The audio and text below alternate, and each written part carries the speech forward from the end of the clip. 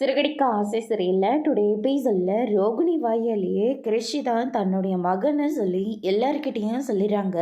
மனோஜ் இருந்துட்டு நீ சொல்கிறது எல்லாமே உண்மையா ரோகிணி அப்படின்னு சொல்லிட்டு கேட்கவும், ஆமாம் மனோஜ், நான் சொன்னது எல்லாமே உண்மைதான். இதுக்காக தான் நான் உன்னை தனியாக கூட்டிகிட்டு போய் சொல்லணும்னு நினச்சேன்.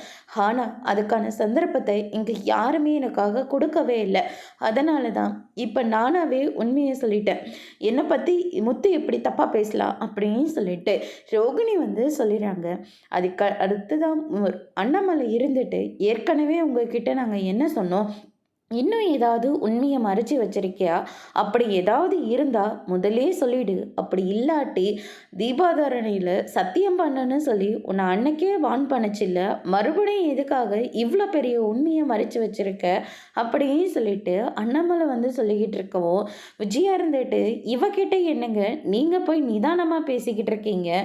இவளை எனக்கு வர கோத்துக்கு இவ்வளோ பெரிய முட்டாளை ஆக்கி வச்சிருக்கே. அதுவும் 2 வருஷமாக எங்கள் எல்லாத்தையும் ஏமாத்திட்டு இருக்கே. நீ மலேசியான்றது, உங்கள் அப்பா ஒரு கூலி வேலை செய்கிறவங்கன்றது, இது எல்லாத்தையும் கூட நான் மன்னிச்சுப்பேன். ஆனால் இன்னும் ஒரு கல்யாணம் ஆகி உனக்கு ஒரு குழந்தை இருந்து அதை மறைச்சி என் பிள்ளை மனோஜை கல்யாணம் பண்ணியிருக்கேன். இதுக்கு மேலே நான் உன்னை சும்மாவே விட மாட்டேன்னு சொல்லி கழுத்தை பிடிச்சி வெளியே தள்ளுறாங்க. ஆண்டி, நான் சொல்கிறத கொஞ்சம் கேளுங்க ஆண்டி, நீ ஒன்றும் சொல்ல தேவையில்லை, மரியாதையாக வெளியே போடி அப்படின்ற மாதிரியே சொல்லிடுறாங்க. மனோஜ், நீயாவது கொஞ்சம் சொல்லு, நான் என்ன சொல்ல முடியும் அப்படின்ற மாதிரி சொல்கிறாங்க. அதோடு இன்னைக்கான பிரம முடிச்சிருக்காங்க.